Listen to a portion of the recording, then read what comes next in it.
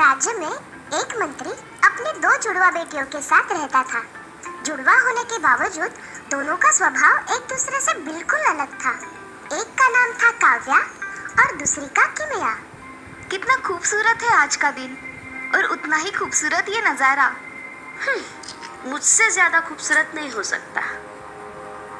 हाँ मेरी प्यारी बहना, तुझसे ज्यादा खूबसूरत नहीं है। काव्या बचपन से बहुत ही शांत, सरल और समझदार थी। वही किमिया को अपने रंग रूप पर बहुत घमंड था। वो स्वार्थी और जिद्दी थी। दोनों के 19वें जन्मदिन पर मंत्री ने बहुत बड़ी दावत रखी। सभी राज्य के राजा और उनके परिवार को बुलावा भेजो। इस भव्य दावत में सभी लोग सज धज कर आए थे। काव्या की नजर एक आकर्षक राजकुमार पर पड़ी। किमिया भी उसी राजकुमार को देख रही थी। वो देखो, वो राजकुमार कितने आकर्षक है। हाँ, आकर्षक तो है। राजकुमार तो मुझे ही पसंद करेंगे। क्यों? मुझ में क्या कमी है? तुम अच्छी तरह से जानती हो। दावत में राजकुमार के परिवार वाले किमिया के लिए शादी का प्रस्ताव रखते हैं। ये बात जानकर काव्या मायूस हो जाती है और जंगल की तरफ चल पड़ती है। जंगल की तरफ जाते वक्त उसे एक बुजुर्ग जादूगर रोक लेते हैं। मैं जानता हूँ तुम्हारा मन विचलित है। तुम जंगल में जा सकती हो, पर याद रखना अपने कर्तव्यों का पालन करना। कोई भी काम करो, आशावादी आचरण के साथ पूरी मेहनत और ईमानदारी से करो और कभी भी हार मत मानना। काव्या, तुम बहुत समझदार हो। मुझे तुम पर पूरा यकीन है। जंगल में थोड़ी दूर जाते ही उसे एक अजीब सी आवाज सुनाई देती है। हाँ?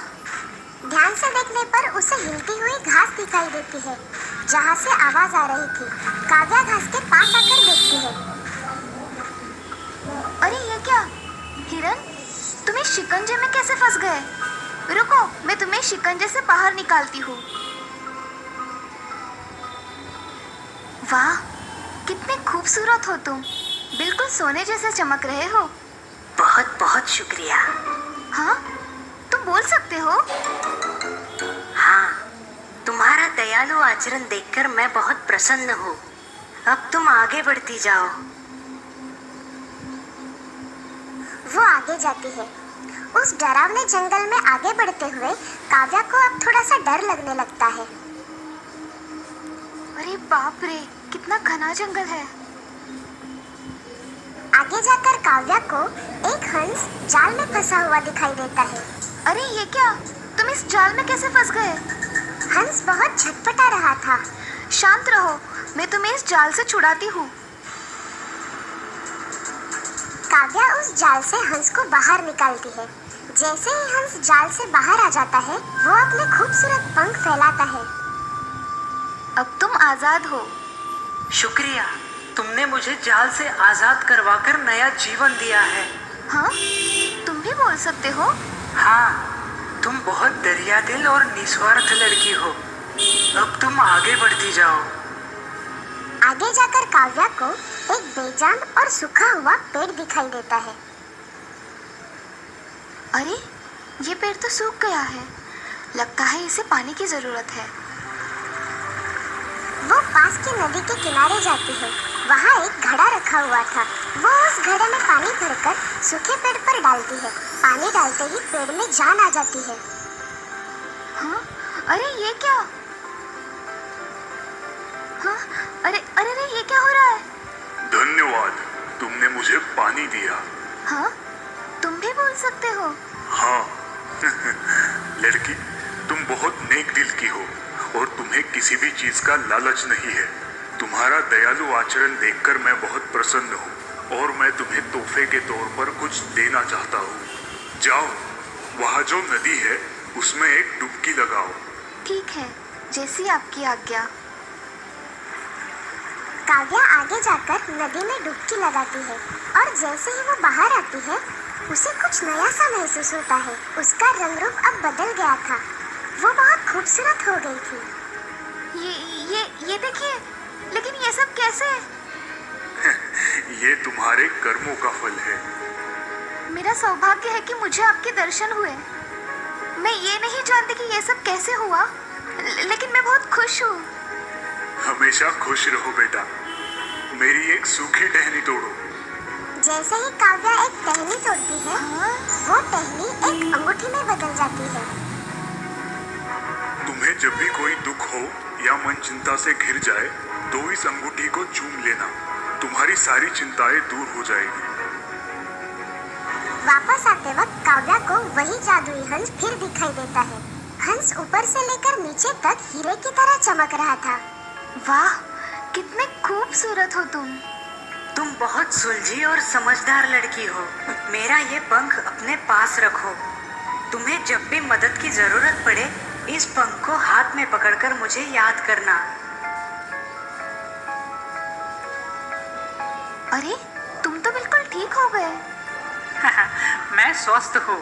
तुम्हारी उदारता और दया से भरा मन देखकर मैं प्रसन्न हो गया हूँ। मैं तो बस अपने कर्तव्यों का पालन कर रही थी। तुम जब भी किसी मुसीबत में फंस जाओ, मुझे आवाज लगाना। मैं तुम्हारी मदद के लिए आ जाऊंगा। काव्या खुशी खुशी वापस जाती है। रास्ते में उसे वो बुजुर्ग जादूगर मिलता है। काव्या, तुम्हारे स्वभाव को देखकर उन्होंने तुम्हें ये उपहार दिए हैं जो जीवन भर तुम्हारे काम आएंगे। अब अपने घर जाओ, सब कुछ ठीक हो जाएगा। काव्या अपने घर वापस आ जाती है। काव्या, तुम इतनी खूबसूरत कैसे हो गई और कहाँ चली गई थी? और ये सब क्या है? एक बुजुर्ग जादूगर ने मुझे जंगल भेजा था। किमिया के मन में लालच आ जाता है। वो सीधे जाकर बुजुर्ग जादूगर से मिलती है। काव्या मायूस थी, इसीलिए उसे जंगल में भेजा था। तुम्हें ऐसी कोई परेशानी नहीं है। नहीं, मैं भी जाना चाहती हूँ जंगल में। ठीक है, तुम जाना चाहती हो तो जाओ, लेकिन याद रखना, जो भी काम करोगी पूरी ईमानदारी से करना। किमिया जंगल में जाती है। बिल्कुल काव्या की तरह उसे भी हिरन मिलता है। मेरी मदद करो, कोई मेरी मदद करो। मैं यह वक्त बर्बाद नहीं करना चाहती हूँ। मुझे जल्द से जल्द और भी खूबसूरत बनना है। वो उसे अनदेखा करके आगे बढ़ जाती है। किमिया आगे जाकर हंस को जाल में फंसा हुआ देखती है, पर वो उसे अनदेखा करती है। आगे जाकर उसे सूखा हुआ जादुई पेड़ दिखाई देता है। तुम वही हो ना जिसने मेरी बहन को पानी में डुबकी लगाने के लिए कहा था? मुझे भी बताओ, कहाँ है वो नदी? मैं भी खूबसूरत होना चाहती हूँ। किमिया की बात सुनकर जादुई पेड़ अपने असली रूप में आता है और किमिया को अपनी शाखाओं से पकड़ लेता है। खूबसूरत? हाँ हाँ, बहुत खूबसूरत बनना चाहती हूँ। तुमने अपनी जिंदगी में ऐसा कौन सा काम किया है जो प्रशंसनीय है? तुमने कभी निस्वार्थ भाव से किसी की मदद की है? किसी का दर्द दूर करने की कोशिश की है? या ऐसा कोई भला काम जिससे किसी का उद्धार हुआ हो? नहीं। लड़की, तुम गलत जगह आई हो। पहले अपने मन से नकारात्मक भाव हटा दो। अपने अपनों से मिलजुल कर रहो। दूसरों के प्रति सकारात्मक दृष्टिकोण रखो। तुम अपने आप खूबसूरत बन जाओगी।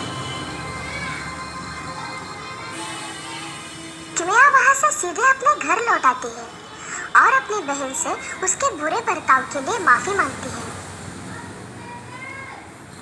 तो दोस्तों, इस कहानी से हमें ये सीख मिलती है कि इंसान का स्वभाव उसे खूबसूरत बनाता है, ना कि उसका रंग रूप।